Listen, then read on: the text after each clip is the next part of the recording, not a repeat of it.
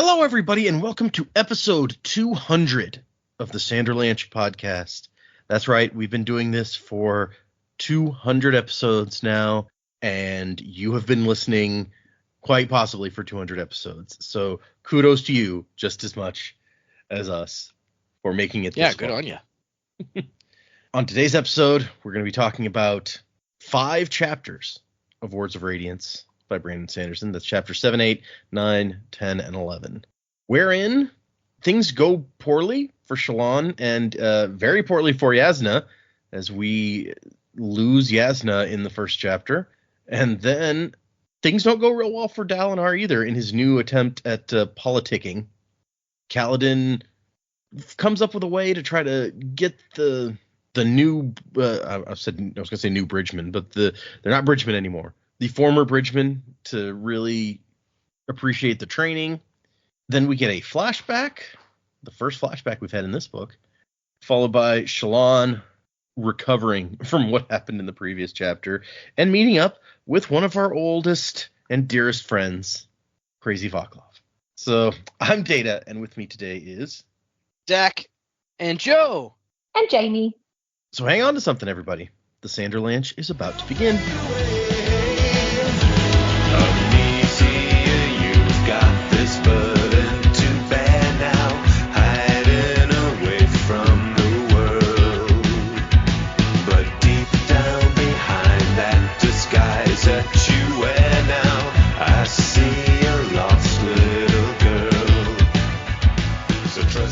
So yeah, we did 5 chapters this time, and before we get into it, I'm going to do something that I meant to do all the way back in the first episode and completely forgot about till now.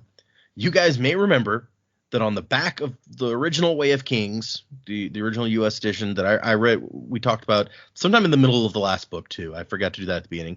There is some stuff that was written by someone in universe. The same thing is true of this one. The original version that came out had a little bit written by someone in universe, and so I'm going to read that one here, and we may have to see, we'll have Dak and Jamie tell us if it's anything like what they have on the back of their book, since it was different on theirs last time. But so this is another thing that was written by some as yet unknown, because I don't think we ever found out who wrote the last one either. So maybe the same person, maybe not, but it's in a similar sort of style at least. So here it is. The Knights Radiant must stand again. The ancient oaths have at last been spoken. The Spren return. Men seek that which was lost. I fear the struggle will destroy them. It is the nature of the magic. A broken soul has cracks into which something else can be fit. Surge bindings, the powers of creation themselves, they can brace a broken soul, but they can also widen its fissures. The Windrunner, lost in a shattered land, balanced upon the boundary between vengeance and honor. The Light Weaver, slowly being consumed by her past, searching for the lie that she must become. The Bondsmith, born in blood and death, striving to rebuild what was destroyed. The Explorer, straddling the fates of 2 peoples, forced to choose between slow death and a terrible betrayal of all she believes. It is past time for them to awaken, for the Everstorm looms, and the assassin has arrived. So yeah, that's that. Funny stuff. Very cheery. Great disposition. That's exactly what you want in your blurb. Ice creams and puppies for all. Sure. Who doesn't like a nice puppy to eat? Was the back of y'all's book similar to this? We got a truncated version of that. Ours just says, the Knights Radiant must stand again. The Windrunner is lost in a shattered land. The Lightweaver is slowly being consumed by her past. The Bondsmith strives to rebuild what was destroyed. The Explorer straddles the fates of 2 peoples. It's time for them to awaken, for the Everstorm looms, and the assassin has arrived. Okay, so at least unlike last time, pretty much the same, just a little bit left off. Okay. Yeah, we got similar. The only one where a gender is confirmed is for the Lightweaver. Doesn't really say much about the rest. So it's like, okay, so the Lightweaver is a her, and so is the Explorer, according to yours. I'm like, okay. Yep. Interesting. That opens up predictions, because our 3 main characters really are Kaladin, Adolin, and Dalinar. And sorry, not Adolin, Shallan. I thought it was weird you were putting Adolin in there. Usually not a big fan, so. I don't dislike the guy, but it's like compared to the other three, he's gotten like his importance to the story hasn't been as big lately. Yeah. But yeah, okay, so there's 2 males and 2 females there, so yeah. Thoughts? I have thoughts. Okay. Well, yeah, we can incorporate y'all thoughts into our normal start. So, what did you guys think of these 5 chapters? Man, roller coaster. What the fuck happened to Shallan in the past? What the fuck happened to her in the present? Yeah, so as far as the attack on the boat goes, I won't go into too much detail because I have heavy predictions about those. But it was cool. Like Shallan's thing is like, oh, let's just turn the whole boat into water. I'm like, man, like, did you actually just doom everyone by doing that? That's one way to go, right? Yeah. Yeah. I do remember, like, was it last week or the week before? Like, you threw out a mention. It's like, oh man, we haven't seen Crazy Vlarkov in a while. I'm like, oh, you fucking now he's back. I think that was last week, and I honestly didn't really.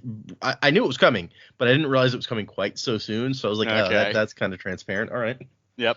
Now looking back, I'm just like, not that I'm complaining. I love that guy. But yeah, that was all good. Interesting to see Dalinar and his buddy Aladar talking. Like, at least the guy's up front about why he hates everything that Dalinar's doing and won't adhere to it. Even though I still think him as that fucking iguanodon from that Disney movie. But yeah, I'm just baffled as to what the fuck happened in Shallan's past. I guess, all right, we're going to see, her backstory now and whatever the hell she did. We know that she killed her dad, but did she kill everyone else? Is that what we're getting out of this? Everyone. She killed them all. Yeah, I'm at such a loss. Unless the dad killed them all and like eventually she just snapped and went, no, enough's enough and killed him. Like, I have so many questions. Yeah, like a lot of tantalizing things here. I will say that the first epigraph we got was like Navani was talking about her grief. Like, oh, like we lost Gavilar and like I was hurt, but this nearly killed me. I'm just like, okay, I don't think Dalinar's about to die.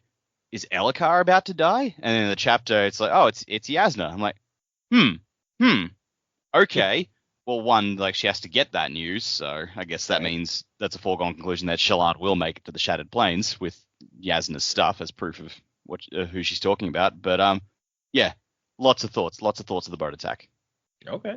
Well, we'll get there pretty soon, so that works out. And now that you mentioned that, yes, we started with this one Shallan flashback, I was waiting until you guys saw evidence of it to let you know that the way that the Stormlight Archive works is every book focuses on the flashbacks and backstories of a character. So Kaladin was the first one.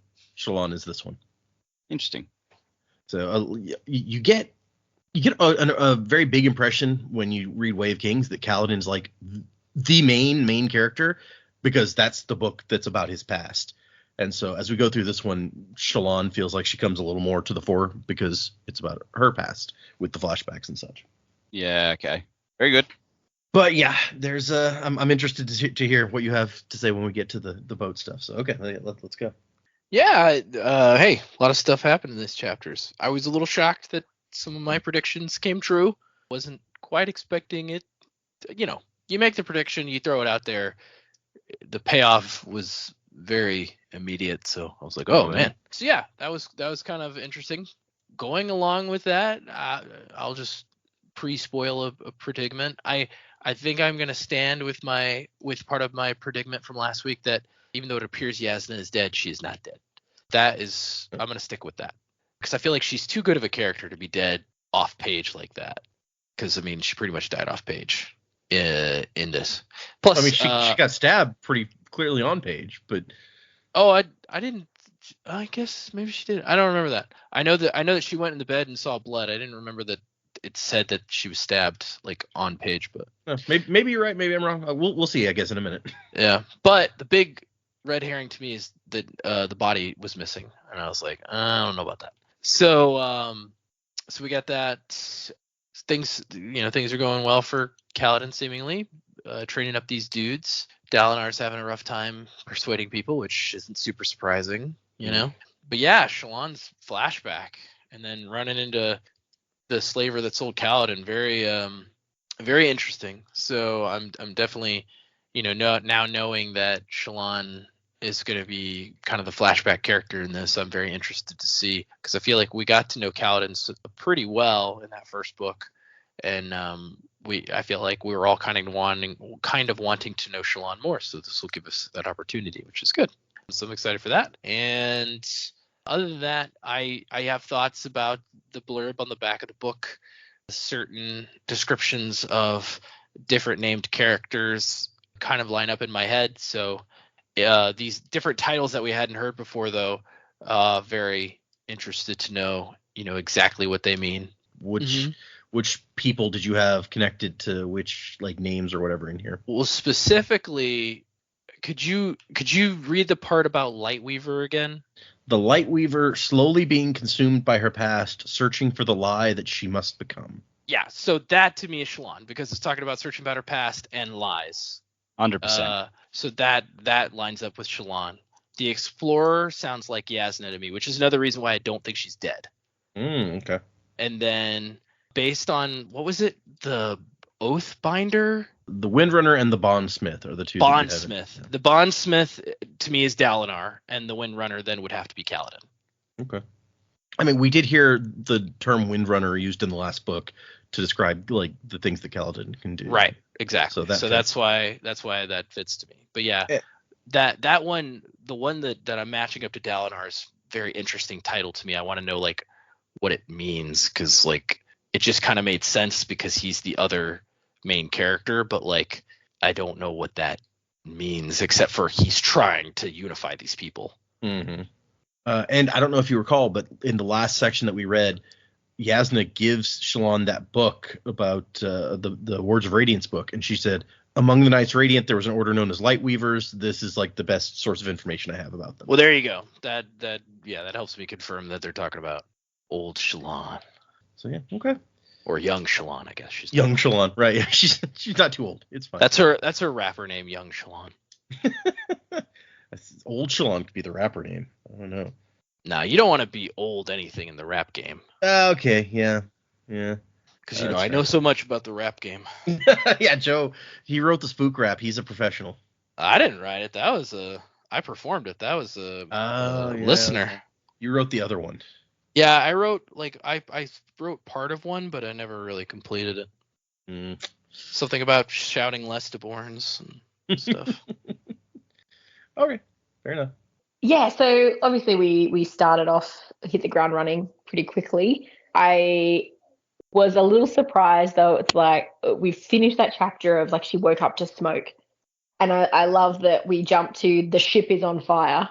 It's like, no, they've just got some like flame. Why are they holding flame torches on a boat? That doesn't make any sense. And like the fire is gone at this point. So I liked the misdirect, but obviously a lot of bad stuff going down. I got to say, I am with Joe on Jasnah not being dead. I was going to bring it up later, but it's already out there. So yeah, no body remaining, no proof that she's still there. We did see on page that she'd been stabbed, and then we did see them stab her again. But people have survived weirder things, Okay. Yeah, I think when Shallan went back in there and she was like conscious of Jasnah's body, like I feel like if she was dead, there almost wouldn't have been a need to call out that the body wasn't there. Like maybe they took the body with them. Like it's a bit weird. Also, Cabsal, same crew, pretty incompetent with the jam and the bread. These guys may also just be super incompetent. You never know.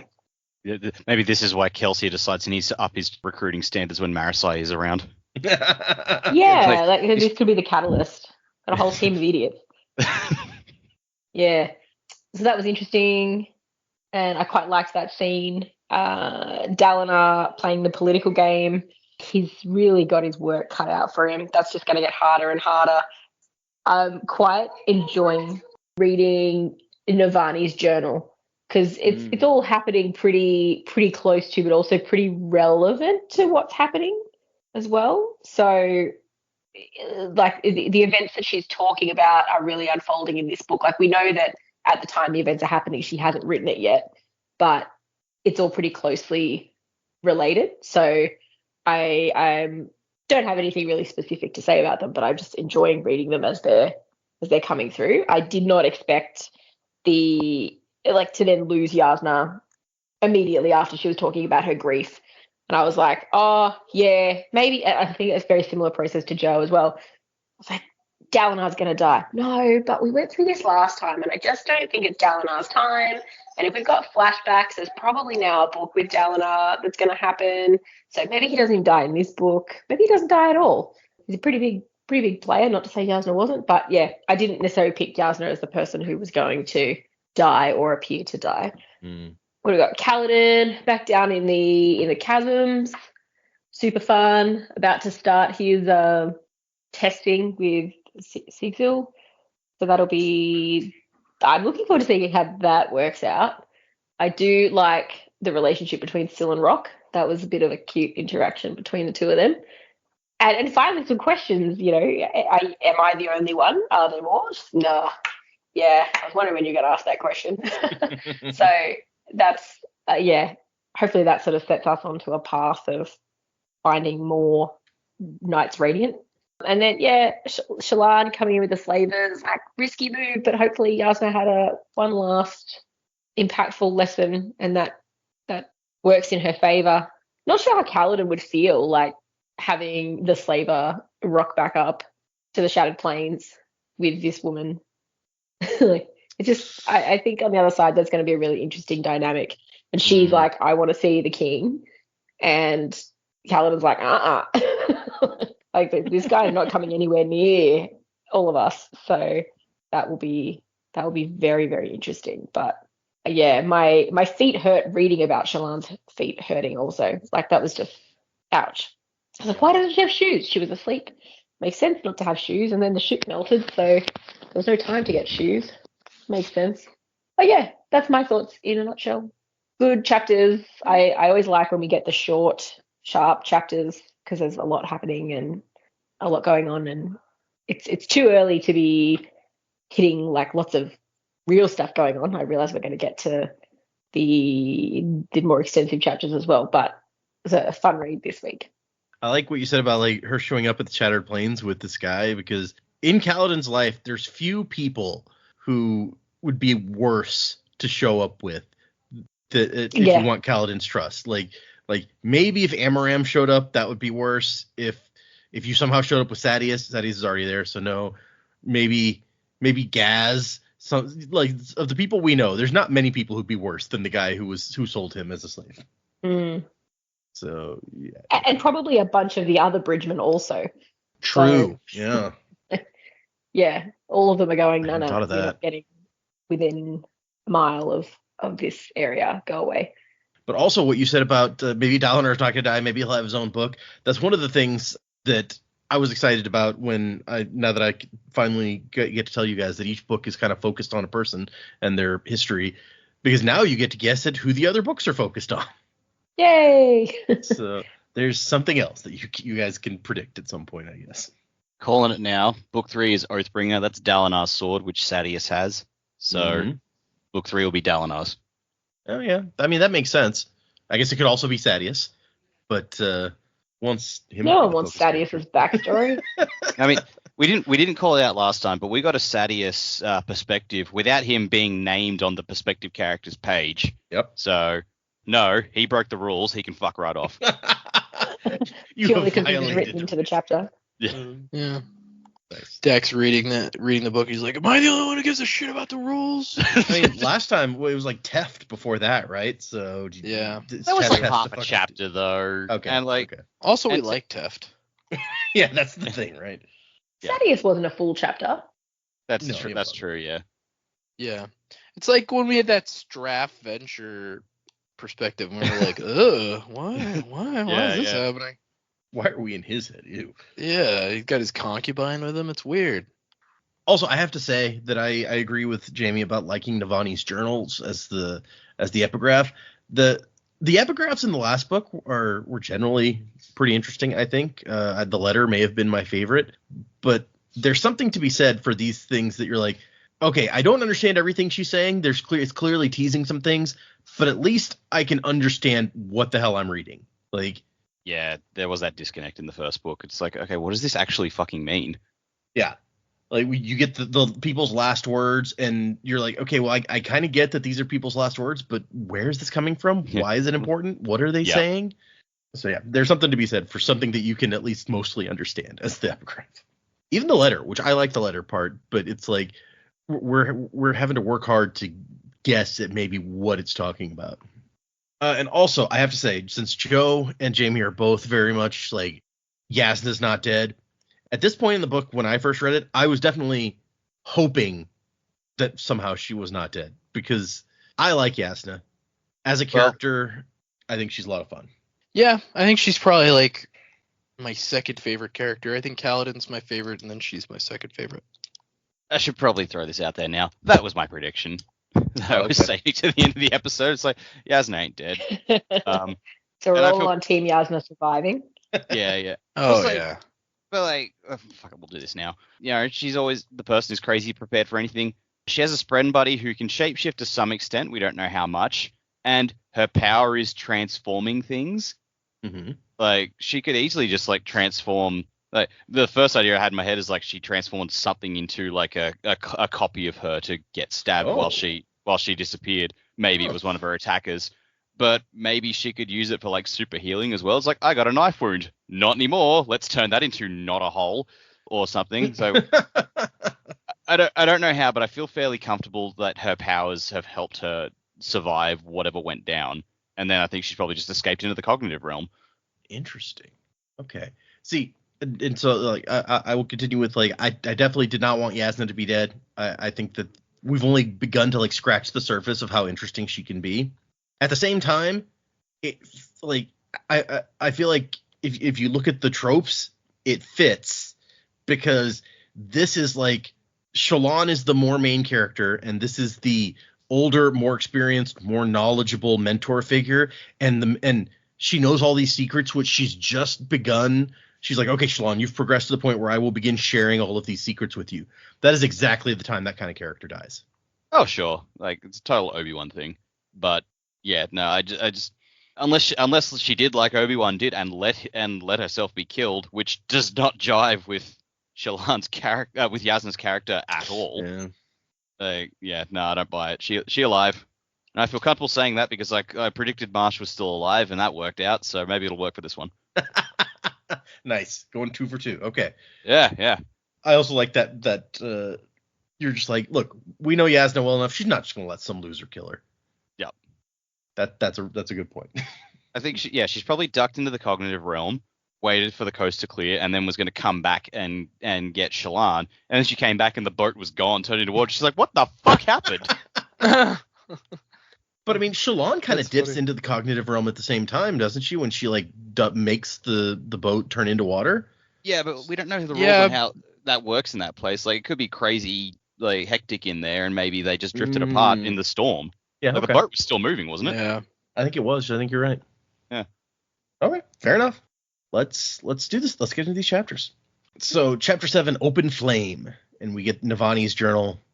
I was unprepared for the grief of my loss brought, like an unexpected rain, breaking from a clear sky and crashing down upon me. Gavilar's death had been overwhelming, but this nearly crushed me. And I like that this sent you guys thinking, like, oh my gosh, is Dalinar gonna die? How unexpected would that be right at the beginning of the second book? We're 10% in it, so I guess we're not exactly right at the beginning anymore. But no, I was sort of the same. I'm just like, I don't think this is Dalinar, because we predict that all last book and it didn't happen. So I feel like there's going to be more for him. And that's what, and it never occurred to me for a second that Jasnah would die. So I'm like, well, like that can't be that. So I think, well, it's got to be Elhokar then. And I guess that also would have been a shock, though, right? If Elhokar just suddenly died. I mean, it could still be maybe like Elhokar's dead and Rise Navani's coping with that. Shallan rocks up and goes, by the way, your daughter's dead too. Oof. Okay, yeah, that could crush you. Well, both of your children suddenly dying. Lost both your kids. Sorry about that. See you. Yeah. Sorry about that. Oh, can I marry your nephew, by the way? Because your daughter totally promised me that. I mean, Navani was all in on Shallan marrying Adolin, so maybe that's how she copes. Is like, you are the closest thing I have to a daughter right now, so we are going to get you fucking married. And Shallan's like, ah. If Elhokar dies, like his infant son becomes, or toddler, however young he was, becomes the king of Alethkar. That could be interesting. Oh yeah, it's like Navani does the like, oh yeah, you are the closest thing I have to a daughter. Don't you have a daughter-in-law? Fuck her. I didn't get the impression Navani loved her daughter-in-law that much. Yeah. Well, I mean, Jasnah in the prologue seemed to think she was up to something. Yeah, like was going to have her assassinated, and it was like, maybe that's a little rash. Yeah. So I think Jamie's right. No one likes her. That's She's the worst. We're going to meet her, and she's going to turn out to be just actually a lovely individual that everyone misreads, and we're all going to be like, oh, now we feel bad. Yeah, it could be. Nah, she's an Ariane for sure. So Shallan gets up, and there's a very powerful smell of smoke, and she opens the door, and there's 3 guys in the passageway with torches. And she's like, what the? Torches? Who brings open flame onto a ship? This is a bad idea. But the ship's not on fire, so that's good. But also there's dudes with axes, and they're over at Jasnah's cabin, which is open. And so she looks inside, and a body in a thin nightgown, eyes staring sightlessly, blood blossoming from the breast. It was Jasnah. So there's a body that has been hurt and has blood coming out, and then one of the men goes, be sure. And we see another guy ram a long, thin knife right into Jasnah's chest. Shallan hears it hit the wood floor beneath the body. And then she screams, which maybe is not the best idea. These guys weren't paying attention to you. And it turns out the new kid is part of this crew, so that's no good. Although Another I think predicament? Yep. Confirmed. Let's say I'm pretty sure Joe predicted that he was up to no good last time. Yeah, I mean, you don't introduce a new kid like that and be like, look, there's a new guy. It's like, wait, that new guy, that's fishy. I think No pun intended. Both Joe and Jamie pointed that out, and I was the only one who didn't. So then when I read this chapter immediately afterwards, I was like, well, I'm an idiot. And so Shallan goes back to her room and locks herself in. Is like, okay, what the hell do I do now?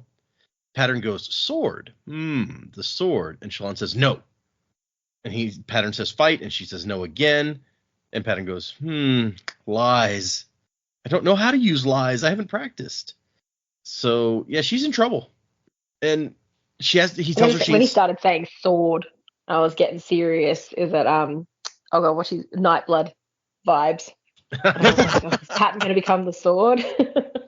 Pattern's Creepy. like, He'd have to be like more to excited destroy than some that. evil? Yeah, he'd have to be more excited than that. He'd have to be like, use me, kill with me, please. Pick me. It's like Donkey trying to go on the journey with Shrek. Yeah, Pick me. it's your old buddy Nightblood. Oh my god, it's Nightblood's origin story. Yeah. Oh, okay. No, I like this. Nightblood used to be his friend like Pattern, and he somehow turned into a sword. Although we know where Nightblood came from. Yeah. No, we know who Nightblood's created more him. of a. It doesn't necessarily have to have been created on. What was that planet's name? It was just Nalthus. Nalthus. Yeah. Nalthus, yeah. It could have just been like the people who created him came to Roshar via perpendicularity, made him, took him back. That's why he's just so fucking crazy out of place there. No, Nightblood always struck me as like a robot Santa type. You know, they created him to like differentiate between good and evil, and he's just like everybody's evil. Yeah, a little bit. So she gets some Stormlight, and is like, okay, what now? And Pattern says, shape the lie. And she's like, what the fuck does that mean? Make the truth. That makes no sense. But she somehow manages to create a thing. Like the door breaks open, and it's a cloud of light leapt from her body, forming a vague upright shape, an illuminated blur, and it goes past the guys, and they think that she's run down the hall, so they go after her. Or Cheese it. what they think is her. This guy. Yeah. It gave me Halo 3 like hologram vibes. I can see that. Yeah. She made a hologram of herself, and they just like, oh, chase it. Yeah. So like we see Shallan doing it right here. This could be exactly what Jasnah did, minus the running and more of the stabbing. Okay. No, I see what you mean. Yeah. If she's more advanced than Shallan, so she could do some stuff. Yeah. And so she's like, oh, these guys must be from that same group Cabsol was from. And oh crap, Jasnah's dead. And then she sends Pattern up to take a look at what's going on the deck. And Pattern comes back and says that the dark men are killing sailors tied in ropes. And so she figured they're executing the sailors one by one for some reason. Who knows why? And they think that she jumped in the water. Yeah. It's too bad it's not 2x2 hands of blue. You know what I'm saying? Firefly. I just have a mental image. Like, they're killing everyone up top, except this one guy. He just took a swan dive off the side of the boat and just yelling, Yalb! The whole way down. That's how Yalb comes back. So Shallan gets an idea. We're going to soul cast the bottom of the ship and sink it. And I love Pattern's like, what? Humans eat water? And she's like, well, we drink it, but we can't breathe it. Confused. And so Pattern says that he will intercede to help her try to soul cast. And all of a sudden, she's like in Shadesmar, and she finds like the wind's pleasure, the little bead that represents the ship. And it's like, I need you to change. And the ship's like, no. I can't change. I must serve. I am happy. I'm a ship. Yeah, the ship has been doing this for a long time and wants to keep doing it. It's kind of proud of itself for what a good job it's always done serving. And Shallan's like, I got Stormlight, lots of Stormlight I can give you. And the ship's like, no. But then Shallan's like, but the people are dying. You can feel their blood on your deck. If you don't, this is our only chance to save them. This is how you can serve. Try to save the people of that serve on you by changing for them.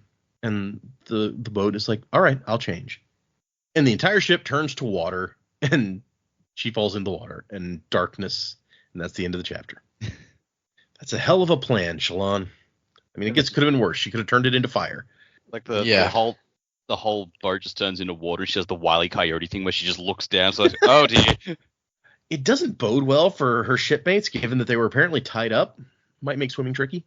So then we move to knives in the back, soldiers in the field. And Navani's journal says that I'm not using my grief as an excuse, but it's an explanation. People act weird after they encounter an unexpected loss. And though Jasnah had been away for some time, her loss was unexpected. I, like many, assumed her to be immortal, which people on the podcast apparently assuming the same thing here. They're like, nah, she ain't dead. So you guys are agreeing with Navani. I mean, I didn't say she was immortal. I just said she's not dead. She's not dead now. Yeah. Later, maybe. she ain't going out with no knife in her chest like some punk bitch. You know what I'm saying? Yeah, she's taken a bigger crowd than this group on page before. Yeah. I think you're right. She could have turned those guys to smoke if she was awake.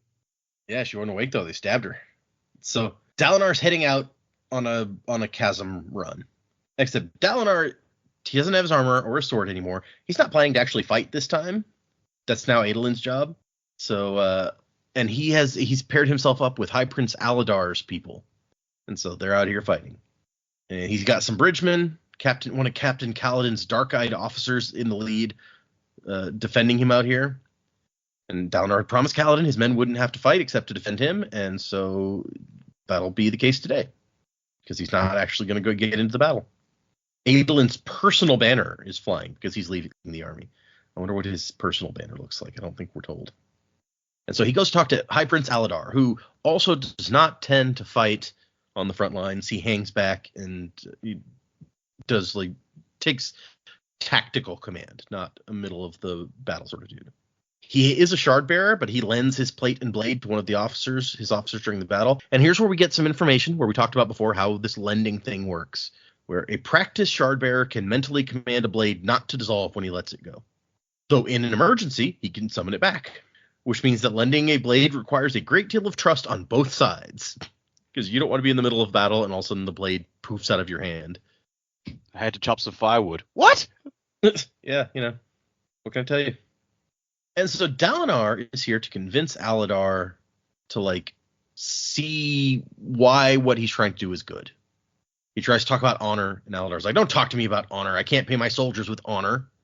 Your plan favors the weakest among us and undercuts the successful. And Dalinar's like, okay, fine. Don't care about honor? How about you're going to do what the king tells you to do, or else? It's like, or else what? Ask Yennev. So 10 years back, High Prince Yennev had refused to accept the unification. At Gavilar's order, Sadeas had dueled the man and killed him.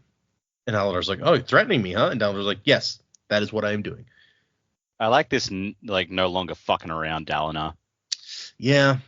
It doesn't seem to work that well for him. But I was going to say, I like it too, but it doesn't work. Yeah. Yet, fair. Yeah. I think he realizes it doesn't work because not everybody's El Hokar, where he can just beat him up and be like, okay, you're going to do what I say now. Yeah, true. And then Aladar starts to give some orders. Oh, the Parshendi are pushing too hard. Do this thing so we can surround them. And Dalinar's like, no. They're about to pull back, actually. So if you do this, it'll be better. And Aladdar's like, I'm taking point on this run, so by your rules, I get final say over tactics. And Dalinar's like, I mean, yeah, I'm just observing. I'm not even commanding my own army today. You do you. Then Alador's like, fine, assume Dalinar's right, and it turns out that Dalinar was right. And when it goes exactly how Dalinar predicted, Alador's like, damn it, I hate that you're so good at this. Maybe you should listen to me more often, jerk ass. He's like, proves that he knows what he's talking about, but dude still doesn't want to listen. And then Dalinar gets a spyglass and spots the Parshendi Shardbearer that he'd previously fought that almost killed him. It's like, what's he doing out there? Why didn't he like participate in the battle? They could have gotten that gem heart. And then Aladar's like, wait, some of them are just standing out there watching even after the battle? Have you ever seen them do that before? And Aladar's like, no. Like, And this goes with Navani's journal where we find out this specific thing that it's like they started acting differently, and one of the things was they were hanging around after battles. So we have seen that though. Like, didn't Kaladin see it in some of the battles like he was running bridges on? He's like, oh, why are the Shardbearers just up there not doing anything? I think we did see it maybe one other time, and I don't remember if it was Kaladin or Dalinar, but somebody did notice, like, after the battle, that the Shardbearer was out there, and they hadn't seen him in the fight. I think that's right. But in this one, it seems like more than just the Shardbearer, because Aladar's like, wait, are some of them just hanging out over there? Okay, I thought it was a whole group of them before, and just no one gave a shit. But yeah, it seems to fit with Navani's journal, so we're starting to see what she said come true in here. Kind of like the idea that effectively this guy is Dalinar's equivalent on the other side, and they're all evolving together. Like Dalinar's no longer on the plains, and then this guy is no longer on the plains, and they've made assumptions about their intelligence and all that sort of stuff before. It's like, we'll finally see that they're actually more intelligent and civilized than we give them credit for. More organized. I like that idea. That would be pretty cool. We still haven't seen anything from their perspective really, and don't know much about them, but that would be cool. So Dalinar says, you trusted me about tactics. Why not trust me like with what's best for the kingdom? And Aladar's like, okay, look, I wish I could. It's not about you. Maybe I could trust you, but I can't trust the other high princes. And if I put myself at risk following you, then they will do to me what Sadeas did to you. So I'm not doing it. So that's an open secret now. Everyone knows exactly what Sadeas did, but no one's going to call him on it. I mean, Dalinar's entire army came back, and there's no reason for any of them to try to keep it a secret. So yeah, I'm not surprised. I guess, but I just wasn't expecting one of the other high princes to just say it to Dalinar's face. Yeah, that's fair. And Dalinar's like, well, what if I could bring the others around, get them to prove that they're worthy of your trust? Then will you follow me? And she's like, no, sorry. And Dalinar's not happy. Like, I don't think you could do that. See ya. So he's not happy. His plan is not going the way he wants it. He can't convince anybody to be on his side, and he only has 62 days left. Well, 60 now, according to whatever the message that was scratched into the wall. And he says, to foretell the future was forbidden. It was of the Voidbringers. Even games of chance were suspect, but he believed it anyway, for he suspected his own hand had written those words. Bum, bum, bum. So that was, I think Joe called, or was it Dak, who was just like, but wait, like Dalinar kind of like went blank for a bit there, right? And then the words appeared, so maybe there's a connection. I don't remember. One of us said that. Yeah, I don't remember. That was a while ago now. It was like also 2 episodes ago. How am I supposed to remember? It also fits with like Kaladin keeps kicking himself, like, man, how did I let somebody get in? And Dalinar's like, dude, it's fine. He's like, it was me. I did it. Don't worry about it. So we move on to chapter 9, Walking the Grave. Most of these are shorter chapters, which is why we had so many this time, but we're kind of moving along pretty quick because they're not really that lengthy. I wish to think that had I not been under Sorrow's thumb, I would have seen earlier the approaching dangers. Yet in all honesty, I'm not certain anything could have been done, which that doesn't really tell us anything, but it's just teasing. So they head down. Kaladin is heading down into the chasms again, just like back in the day when they were on chasm duty. And I love the difference where it's like back in Sadeas' army, we had really shitty rope ladders that you felt like you were going to die every time you went up or down. This one was brand new because Kaladin had gone to the quartermaster and been like, hey, I need a rope ladder to get down into the chasm. And he was like, what? Why the hell would you want to do that? And so he had to make it new because there had never been a use for this before. And so back in Sadeas' army, they had to go down into the chasms and scrounge and scavenge for stuff. Here, nobody's been down here. It's just there's dead bodies and shit everywhere. And I do love, like, when they get down here, Teft is like, what a mess. This place hasn't seen any kind of care at all. As if that's you guys were out of the goodness of your heart cleaning to make sure that it stayed neat down in the bottom of the chasm back in Sadeas' army.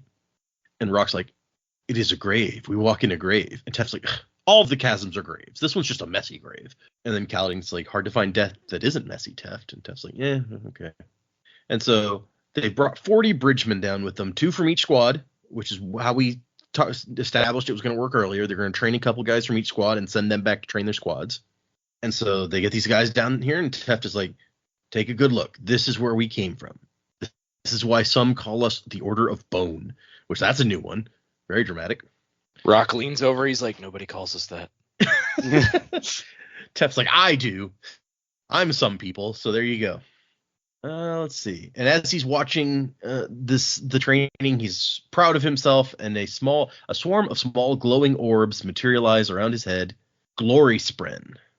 And Scylla's like, oh, feeling proud of yourself, huh? They have a discussion about the laws of nature, and Scylla's like, nature doesn't have laws. Laws are of men. And if I toss something upward, it comes back down. And she goes, well, yeah, except when it doesn't. It's not a law. It's more like an agreement among friends. Which I guess when we think about like what Seth does with his powers, that's true. Like, yeah, he just makes gravity do whatever he wants. Pretty convenient thing to be able to do. Syl, I love Syl. She's just like, a snort is not a chuckle, Kaladin. I know this because I'm intelligent and articulate. You should compliment me now. She's just so, I don't know. And then he goes, Dalinar Kholin wants to refound the Knights Radiant. And she goes, yeah, a brilliant idea. I wish I'd thought of it. Oh, wait. And then she's upset because, has it ever struck you as unfair that Spren can't attract Spren? I really should have had my own glory Spren right there. And so he's still concerned about how someone snuck into Dalinar's room. He goes, could a Spren have made those glyphs somehow? She says, I don't know. I've seen Spren like red lightning. Dangerous Spren I haven't seen before. I catch them in the distance on occasion. Storm Spren? Something dangerous is coming. And this is where he goes, Syl, are there others like me? And she goes, oh, that question. You've been expecting it? Yeah, sort of. Okay, so you've had plenty of time to think about the answer. Maybe you've come up with a good explanation or a good lie. And she's like, lie? What do you think I am, a cryptic? He goes, what's a cryptic? And she's like, I actually have no idea. Huh. We've heard that before. That was Shallan and Jasnah were talking about cryptics, weren't they? She says Pat's a cryptic. Pattern. That's right. She Yeah. said, yeah, I was going to say. She said Shallan's Spren is a cryptic. Right. Or that's what they like to call themselves, at least. They don't like to be called lie Spren. And Kaladin is not happy about this, that she said a thing and then it was, I don't know what that means. And she's like, no, seriously, I don't know. I don't remember. I don't know I don't even know what I don't know. And he goes, that doesn't make any sense. And she goes, well, imagine how frustrating it feels. But yeah, that's fair. That would be very upsetting. And she says that coming into this realm was dangerous for her. Where were you before? Another place with lots of Spren? I can't remember well. Coming here risked death. Without you, without a mind born of this realm, I couldn't think. Alone, I was just another wind Spren. So maybe that explains why the Spren seem to take a while to do things once they get here. Why Pattern started out really dumb, but he seems to be making some progress. And eventually she's like, there are others like you. I don't know them, but I know other Spren are trying in their own way to reclaim what was lost. I'm the only honor Spren who's come. I was forbidden. I came anyway to find you. I spent time with my cousins searching the Wind Spren. So the Wind Spren are her cousins. All right. Let's see. What we do is important, so important that I left everything defying the Storm Father to come. You saw him in the storm. Cal's like, oh yeah, I remember that. The face of a Spren, a herald, a god, whatever it was. Spooky. Yeah. And she tells him, you are what Dalinar Kholin is looking for. Don't let him search in vain. And he's like, but they'll take you. They'll take it from me. They'll take you from me. And she's like, that's dumb. And you know it. And he's like, I know it, but I don't feel it. They broke me. I'm not what you think I am. I'm no Radiant. And then Rock shows up. And Kaladin has found an amethyst brome in this puddle. And he's like, this would be riches if we were still bridgemen. And Rock's like, we are still bridgemen, and I'm going to use these riches. The spices they have for us to requisition are Tuma Alki. I promise I will not fix dung for the men, but it's hard, with soldiers being accustomed to food that's not much better. Okay, Rock, yeah, use your extra money to buy spices. Why not? And then he still lands on his shoulder, so he tries to bow to his own shoulder. That's a picture. And Kaladin's like, stop tormenting him. And she's like, but it's so fun. And he says, you are to be praised for your aid of us. I will endure whatever you wish of me. And now that I'm free, I can craft a shrine fitting to you. And she's like, ooh, a shrine. Oh boy, Syl. I want just a whole chapter of Rock and Syl, just on their adventures. Like that would be so much fun. I love that. We could bring back the Vin and Orser song. Yeah. Rock and Syl, best friends. Rock and Syl being best friends together forever. The fun never ends. Solving mysteries. One, I don't know. Storm at a time. Yeah, sure. One storm at a time. Rock and Syl, two of a kind. Good job. Thanks. You adapted that very quickly. Sure. That's what I do here on the Sanderlanche podcast. I adapt. We find out that the bridgemen they brought down here are really starting to open up. How did you know this thing would happen? And he's like, they were there in Sadeas's war camp. They heard the stories about about our training down here. By bringing them here, it's like an invitation. And then he's like, okay, well, Sigzil says that he's ready to start like testing your abilities. Kaladin's like, all right, let's do this. And that's where we leave off on Kaladin for this section. Maybe that means when we come back, he'll be testing out his abilities. That'll be interesting. Do some science. Red Carpet Once White. Shortest chapter in the book. 6 years ago. Which is roughly the same time as like the early Kaladin flashbacks, if I recall. Or no, maybe that was the later Kaladin flashbacks. Because he was in the army for 4 years and then a slave for 1 year. So I guess it would have been pretty close. Anyway, the world ended and Shallan was to blame. And her dad is carrying her and says, pretend it never happened. I'll protect you. This is not good stuff. And then he starts singing her a lullaby about go to sleep in chasms deep, which feels weird that we're at the Shattered Plains with all the chasms. Yeah, go to sleep in chasms deep just sounds terrifying in general. Like, so was Rockabye Baby, so. Yeah, I guess that's true, but it's just like, I don't know that that's something I want to do. Sleep in a deep chasm. Might be real peaceful. I'm clearly already in distress, and you want me to think about going into a deep dark chasm to go to sleep. Like, yeah. Okay. It's just not super soothing. Yeah, and that's not even factoring in the monsters down there. Yeah. There's chasm fiends. That's part of the lullaby. We just don't get to it, you know. Yeah. Also, but I mean, it does talk about the storms. I was like, the chasms are a terrible place to be in the storms. That's where you drown. Also true. Yeah, none of this is adding up at all. Her dad's weird. The rock and dread may be your bed, so sleep, my baby. Now comes the storm, but you'll be warm. The wind will rock your basket. Okay, so I mean, I feel like this is absolutely based on like Rockabye Baby, where it's just horrifying when you think about it. Yeah. But as they're walking away from a room, dark corpses stretched out on the floor, a red carpet once white, and she's thinking that she doesn't deserve affection. A monster should not be held in love. A monster who killed, who murdered. Father carried Shallan over the body of a woman in white. Little blood there. It was the man who bled. Mother lay face down, so Shallan couldn't see the eyes. The horrible eyes. Oh, no. They passed Father's strongbox set into the wall. It glowed brightly, light streaming from the cracks around the closed door. A monster was inside. Father, with Shallan in his arms, Father left the room and closed the door on the corpses. So, yeah, singing the lullaby this whole time. This is a very creepy flashback, I have to say. Big what the fuck going on right now stuff. Dead bodies, including her mother, it sounds like. So yeah, just a joyous childhood. Yeah. Then we get a map of the southern Frostlands with a note from Naz that says Shallan made landfall here. So I wonder how Naz figured that out.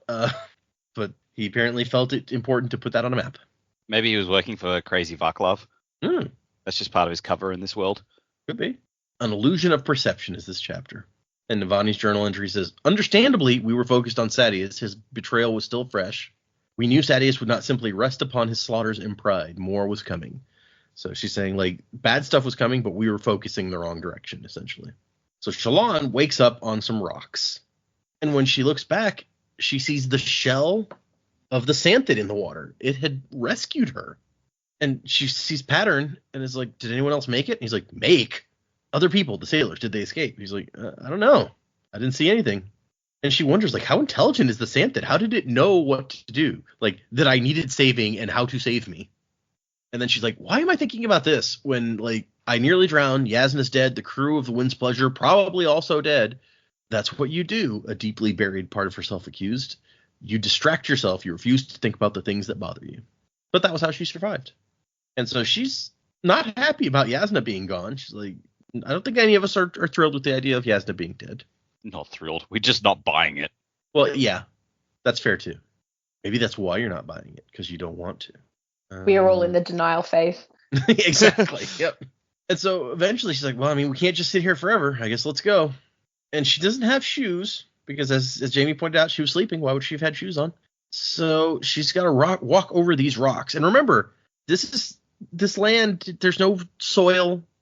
Everything is rock. So unless you're up in Shinobar. So yeah, she's just walking over sharp rocks with no feet or no shoes on. no feet. That would be unpleasant. My God. Yep. Yeah. The Santid took a price. It's like, I'll save you, but these feet are mine. I specifically like the toes. I don't have those. She also has to. She's not on the shore at first. She's like on a rock near the shore before it gets too shallow, and so she's worried about going into the water to get to the shore because she's like, oh, I know about a dozen different kinds of large crustaceans who would love to snip a leg free and chew on it. So that's nice. I think it was like one of the books in the Dark Tower series by Stephen King had like Roland like was just on a beach for most of the book and being attacked by these crab monsters. Nice. Yeah. Sequel. So she decides after she gets over here she wants to build a fire, but will that just signal like will that signal people to come rescue her, or pirates, bandits, the assassins if they survived? And she's like, okay, well, I got to build a fire to keep warm or else this is going to be real bad. She's in what is called the Frostlands, so probably not going to be a nice night without something to warm her. Yeah. They don't call it the Frostlands for nothing. And she's like, oh man, I've never actually started a fire. I have servants for that kind of thing. And then Pattern's like, hey, come over here. And she's like, oh, did you find someone? Yes. Except not a something. It's one of Jasnah's trunks. And it was waterproofed, or the stuff inside was waterproofed well enough that she thinks, well, Jasnah didn't survive, but her life's work did. So that's something. And then she builds a little fire pit and can't figure out how to start a fire. So it's like, okay, how about we go to Shadesmar and try to soulcast a fire, since we know that is a thing that you can soulcast. We saw Jasnah do it. Or no, did she turn a guy into smoke? We've seen her turn stuff into fire, but I was thinking a guy, but I don't think she did a guy. She turned a guy into smoke. So she's like, let's try this. And Pattern says, it's dangerous. What is land here is sea there. Which explains why previously when she made the transition, she started drowning in like the sea of beads. But when she did it on the boat, that was not a problem. Place is so confusing. Yeah, right. I mean, and if you think back to Secret History, Kelsier meets Naz and Chris. They're camping out where a lake was, where like Lake Tyrion or something was in the physical realm. So this actually may be a consistent thing. Kelsier was just walking across the land, and Vandy could also walk across the sea. Yes, Kelsier, who was like not. He didn't have a body. Yeah. Oh, point. Yeah, and when he was in the well and he saw Sexy Drifter had a boat, had a corpse boat. So. Yep. Also true. Oh, okay. Got to ride the body on the beads. Yep. Ride the walrus. Ride the walrus. And so Shallan is very tired, but she's gonna try this, and she makes her way like half into Shadesmar, although she's dangerously close to falling into completely, and that's not good. And she goes, please, I need you to become fire. And the sphere, which is representing a stick, says, I am a stick. You could be fire. I am a stick. Why don't you become fire instead? I am a stick. And that's about how this entire section goes. Yeah, at least he wasn't rude. At least he's not like, shut up, I'm a stick. She's like, I've got all this stormlight you can have. Won't that be great? He's like a Pokemon. His name is I am a stick, and that's all he can say. I am Groot. I am a stick. Yeah, it fits. Yeah. Sticks need stormlight for things. Stick making. And then her stormlight runs out, and it didn't work, and she's unhappy. And there is a bonus chapter that Brandon released once. Hold on. Or a deleted interlude called Stick, released in 2014. You gotta be fucking And kidding. I will hold on. Let me take a screenshot of this. It's got to be just like this has got to be a joke. It's kind of like that whole thing about George R. R. Martin released a chapter of the book from Hodor's perspective, and it was just Hodor. It is much like that when you look at the screenshot. Yes. Jesus Christ. And if you notice, it was released on April 1st, 2014. Natch. So yes, the I Am a Stick is interlude is a big hit because as you might or might not expect, Stick became a very popular character after this. Do people People go love to Stick. to like the con dressed as Stick? You know, I think some of them might have. I have a T-shirt with a stick that in a speech bubble coming out that says "I am a stick." So, and actually, I wore that out somewhere, and I have several like Cosmere related T-shirts. That is the only one that I've ever had a random person at somewhere I went recognize and be like, "Oh my gosh, is that from a Stormlight book?" And I was like, "Yes, it is." So there you go. Nice. So Jasnah, having failed, she's like, "Pattern, what can I do?" And he's like, "I don't know, offer the change." And she goes, "I tried that." I know. His vibrations sounded depressed. You said Jasnah, you meant Shallan, right? Oh, yes. That is the thing that I meant. No, Jasnah is secretly here also. Wait, what? She's the stick. Oh God, I just Oh figured my it God. out, guys. Oh, that's Yes. why the song he picked for this book is Amnesia. Yeah, Jasnah the stick. Jasnah the Stick. If there had been a song about a stick, we would have gone for that one. You broke my stick. So Shallan decides, well, if my choices are sit here and freeze to death or freeze to death trying to find help, I guess I'll do the second one. And she forces herself up away from her not fire and starts walking. Just hears a sad voice go, "I am a stick," behind her.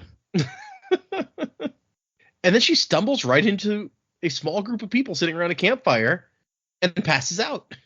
And so sometime later, someone's like, "Brightness, are you feeling well?" "Yes." And she's like, "It's a Thalian accent. Is it the sailors from my ship?" But no, it is a merchant. "You are well then? We were going to pack to go, you see. Your arrival last night was unexpected. We thought perhaps you would want to wake before we depart." And she realizes, it's not a merchant exactly. These are slavers. No, that's still a form of merchanting. Yeah. Just a very immoral one. And so she kind of freaks out for a second. And it's like, no, calm down. They wouldn't have politely awakened you if they were planning on doing something messed up. Selling a foreign woman of high dawn, which the dress marked her as being, would be a risky gambit for a slaver. And I like this idea that it's like, usually someone of higher breeding would simply be executed instead. Slavery was a mercy reserved for the lower class. I'm sure it feels very merciful to them. "I am Tavlakov, humble merchant." So did you guys call who it was before we got to that point? Or Nope. I thought it might be him because of the knit cap, but I didn't know for sure. I was like, well, maybe that's like a thing all the merchants wear is knit caps. No, I missed it. we really wouldn't know. I guess we haven't seen that many merchants. I guess we saw a couple in like that one interlude where they're at Shinovar and trading. You are wearing a cotton cap. You are hereby exiled from the Merchant Guild. And she does note that like that sphere she was holding is gone. They probably took that, she thought, but they hadn't touched the stuff in her safe pouch. So they unbuttoned my safe hand. How dare they? Scandalo. And so she's like, how would Jasnah handle this? The answer was simple. She would be Jasnah. And so Shallan goes, "I will allow you to assist me." Fucking love this move. Vlaki was like, "Brightness?" She's like, "As you can see, I am the victim of a shipwreck. My servants are lost to me. You and your men will do. I have a trunk. We will need to go and fetch it." He's like, yeah, it would of course be our privilege to help. And she's like, "Okay, well, I need to go to the Shattered Plains. Do you know the way?" And he's like, "Well, we were at the Shattered Plains a few months ago, but we're heading to catch a barge to Thalana now. We finished our training. We have no need to return northward." And she's like, "But you do have a need to return to take me." And the guy's like, "Huh. Well, it'll be an expensive trip for us without something to sell when we get there. I have only these slaves I purchased at the Shallow Crypts, not enough to justify the trip back yet." And she's like, "I assure you, tradesman Tavlakov, the expense is minuscule to me. You'll be greatly compensated. Now, let's get moving. There are important people waiting for me at the Shattered Plains. And he's like, look, just the shallow crypts are a lot closer. Why don't you just let us take you there? You've clearly had a difficult time, so this will be way better. Did I ask to be taken to the shallow crypts? I know what I'm doing, and thank you for the advice. Now let us be moving. So she's not fucking around. I might have agreed to go to like a larger settlement or city that was close by instead of forcing these complete strangers to take me somewhere. But she's Jasnah-ing it. So what are you gonna do? Yeah. She's like, oh yeah, if you don't take me there straight away, I'm going to write to the Queen Mother, Navani Colin, and tell her that you held up getting Adolin Colin's bride to him, and then you can deal with her. And that possibly would be a card to pull out. And possibly Adolin himself. It's like, you kept a woman from me? How fucking dare you? The renowned duelist? Yeah, you don't want to mess with him. Yeah. And I love that they're just like, okay then. And they hitch up the Chulls, they go get her trunk, and they start heading towards the Shattered Plains. So Jasnah's lesson seems to be working. Act like a queen, and people will treat you like a queen. And that was the end of our section. We made it through there pretty quick. We are now 14% of the way through the book already, so look at that. And as I mentioned last time, there's only one more chapter left in part 1. So moving into predigments, I will give you guys the names of the next chapters. The last chapter of part 1 is called Hero, and we're going to read 3 chapters next time. So the first 2 interludes also. Interlude 1 is called Narak, Narak, and interlude 2 is called, I'm not actually sure how you pronounce this. I'm going to go with Yim. It is YM is the name of the chapter. The letter Y, the letter M. Do we get to know who narrates them? They're interludes. So in the previous book, if I remember correctly, hold on, we're going to go back. They have the names at the start each time. Yeah, I think the title of the chapter each time was the name of the person the chapter was about, if I'm remembering right.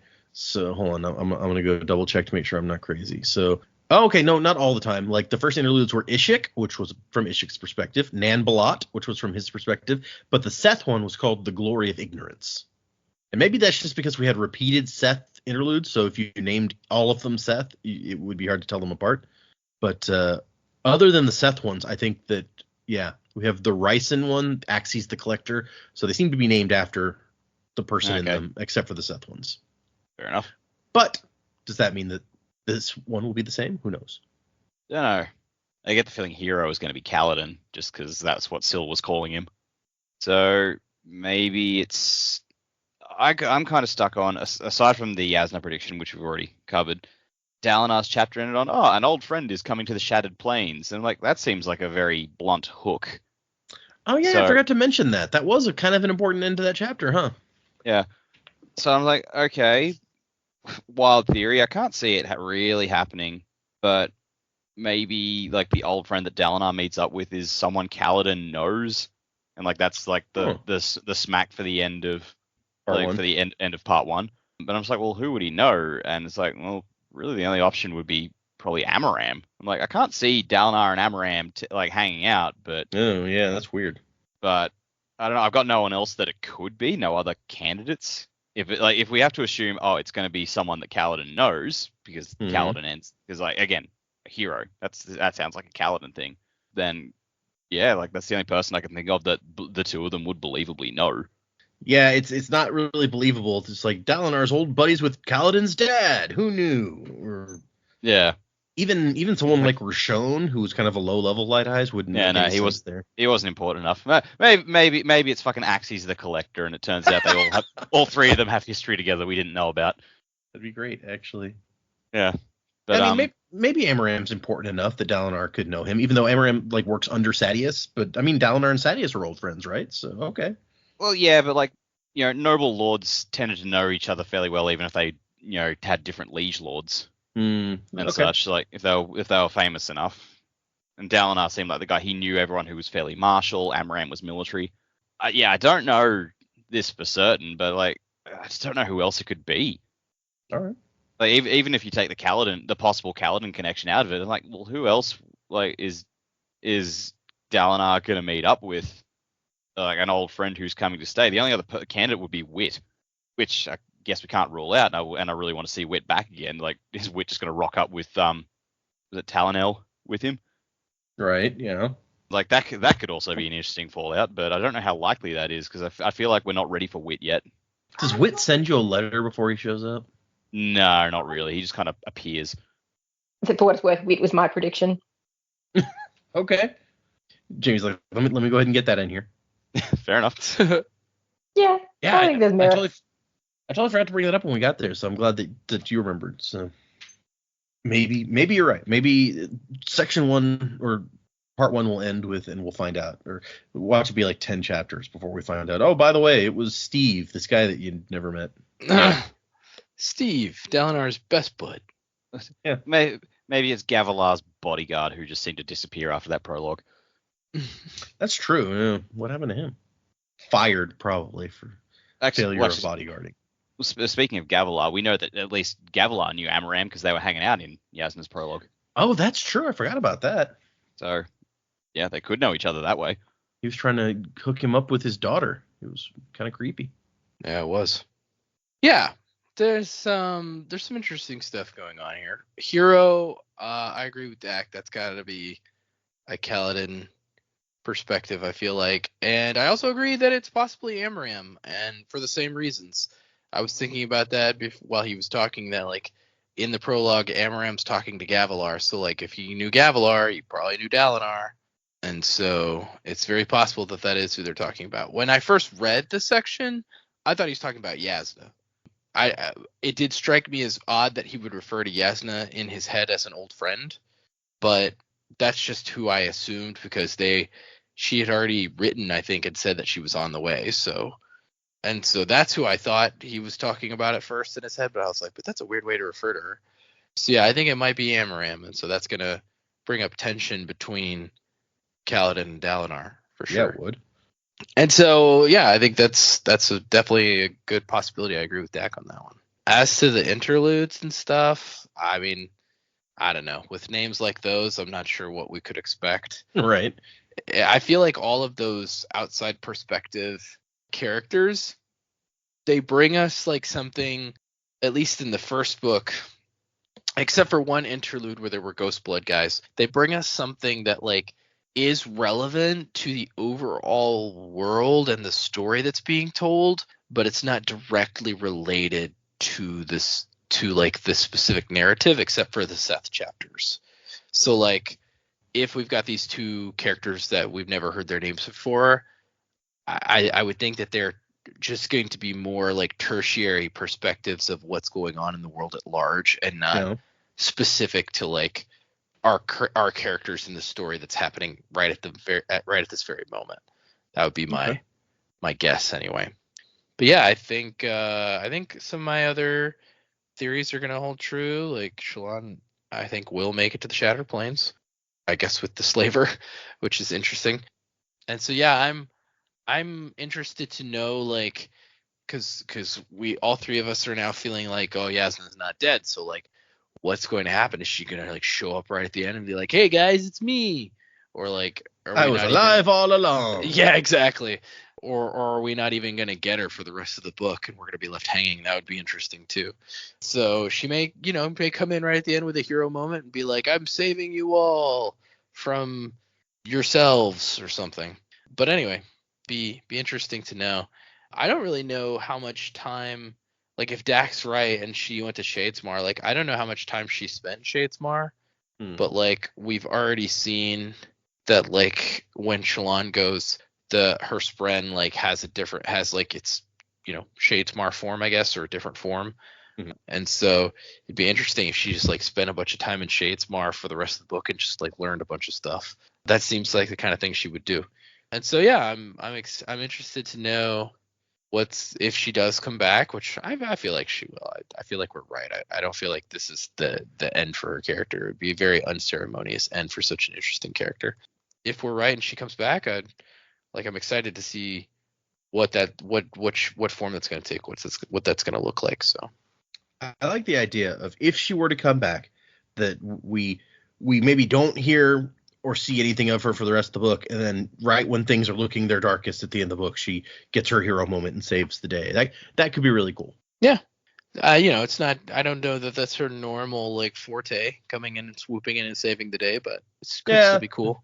with research, I'll save the day. Sure.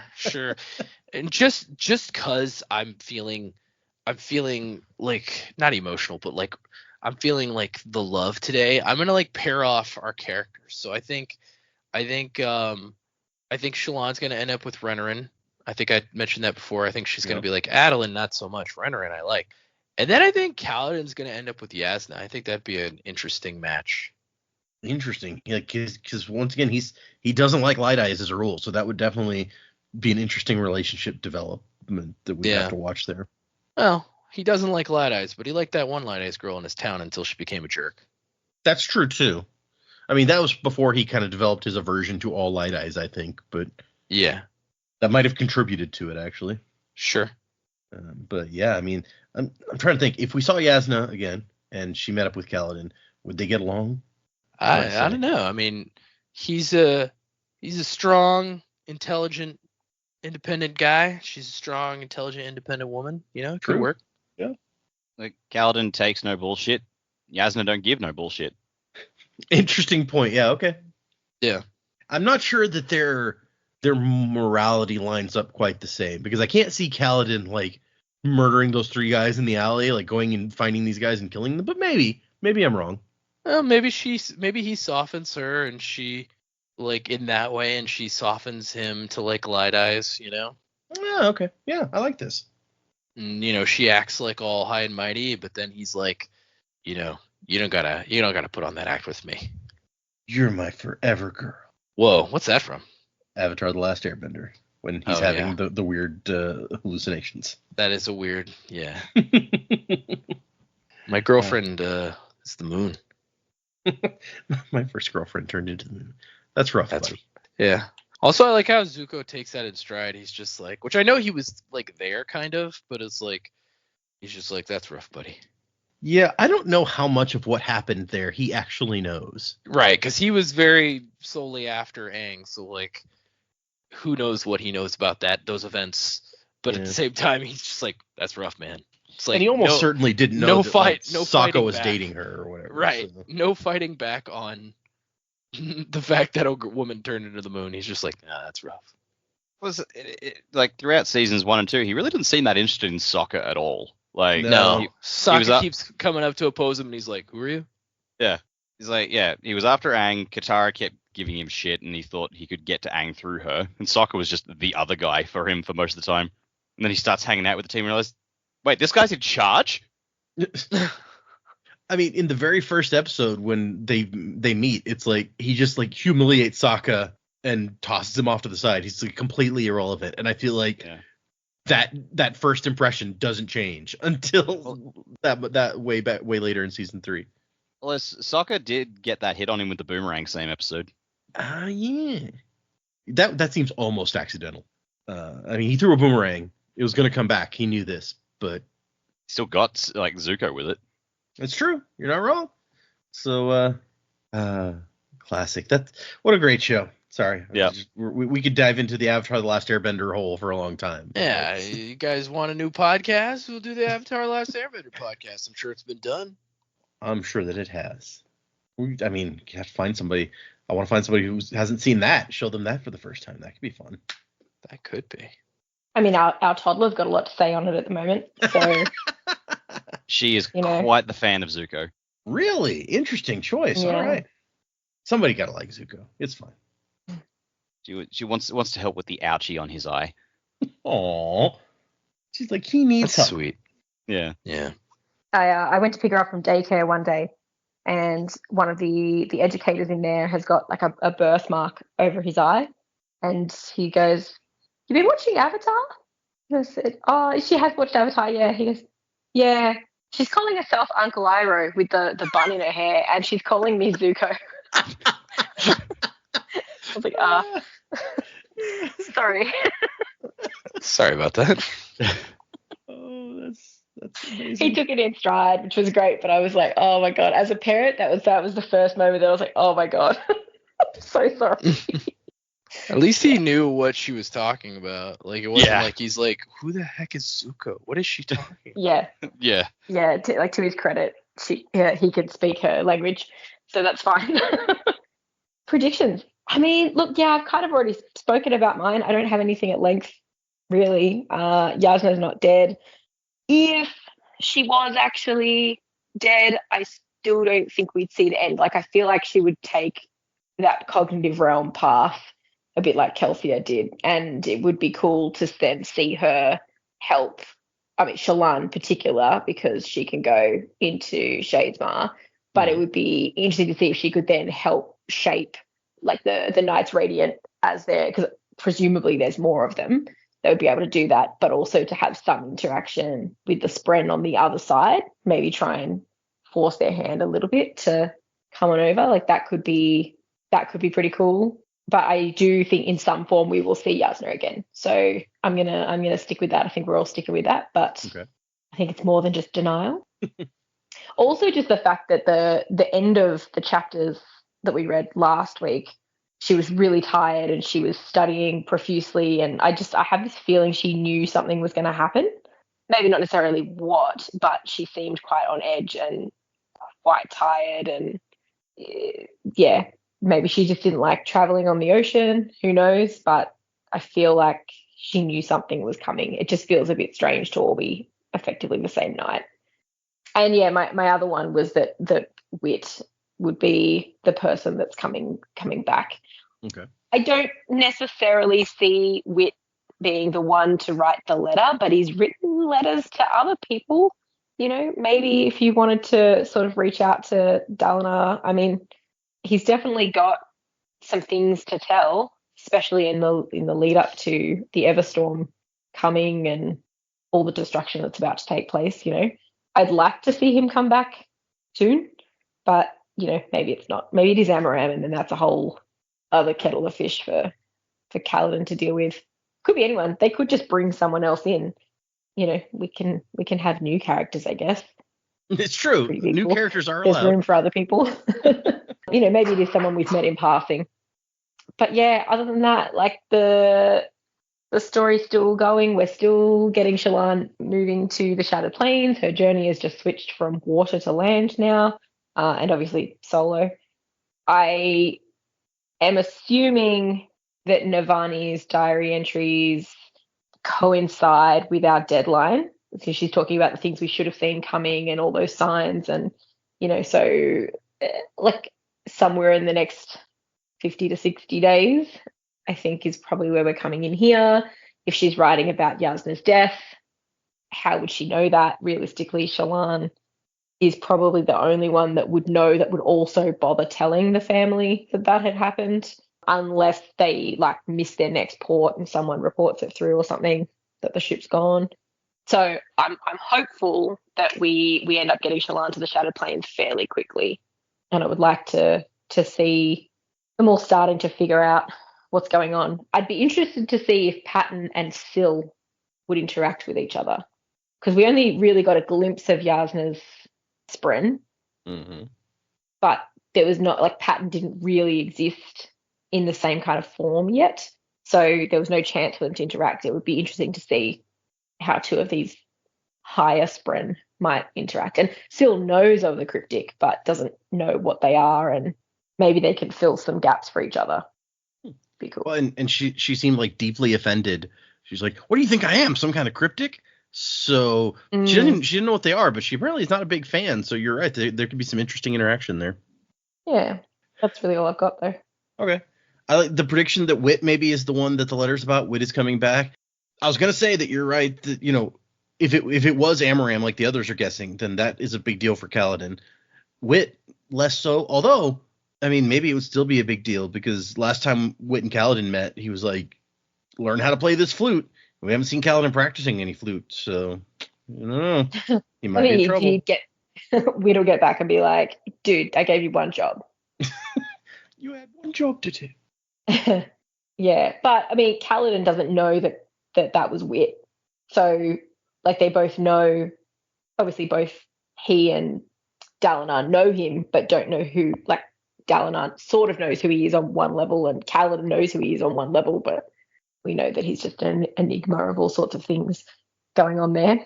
I think he did tell Kaladin that, like, he had the job as King's Wit, because they had a discussion about what being witty means. But yeah.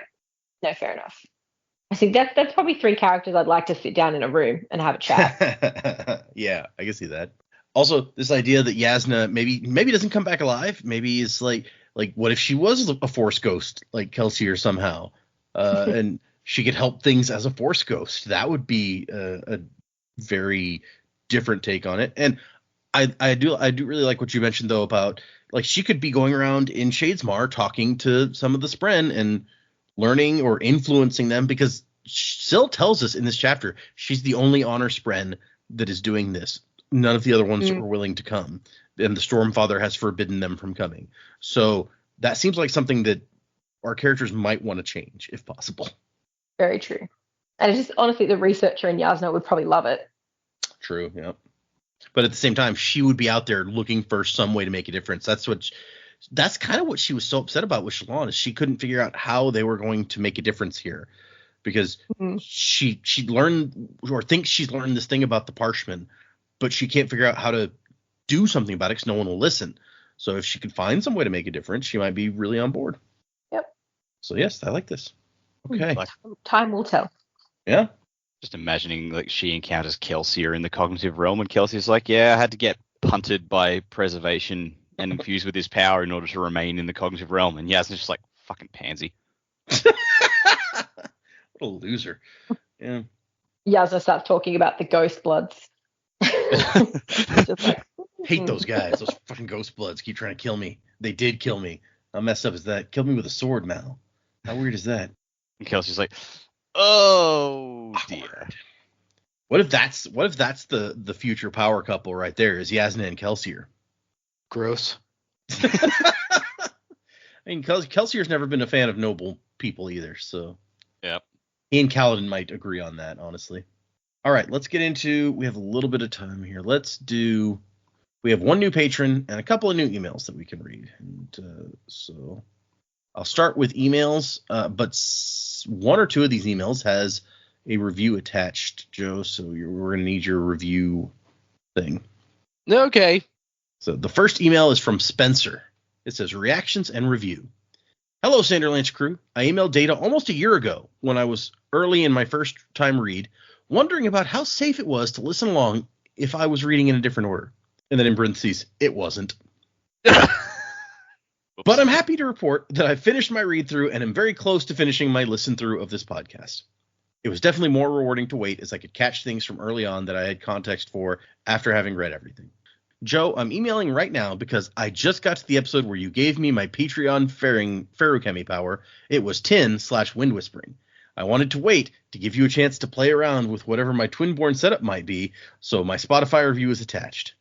Dak, there are some characters in The Way of Kings that I'm very happy you feel the way you do, and some that have me a bit distraught, but I have confidence they'll either win you over or make you turn against them as appropriate. Maybe they already have, as I still have a dozen episodes to go before I'm fully caught up. I love the way that that's phrased. It's like, look, I like your opinion on some characters. I don't like your opinion on some characters. Maybe you'll turn whichever way I want you to turn. Perfectly written. I can't do anything with that. I don't know. Well, I know, but it also doesn't spoil anything at all, so I appreciate it. I guess. I get the feeling Moash has to be one of those because that keeps coming up in emails. So so either he likes that you don't like Moash, or he's upset that you don't like Moash. Yeah. One of those. I also have to say that I think The Way of Kings is probably one of the hardest books in the Cosmere to make predictions for. You don't even know what you don't know. You've read through part 5, but for example, everyone was sure that both Soulcasters worked when that doesn't make sense in hindsight. That's still the case, even in more recent books, but at least there's more groundwork by then. The Way of Kings, the book of many prologues, is in itself almost a prologue for the whole Stormlight Archive.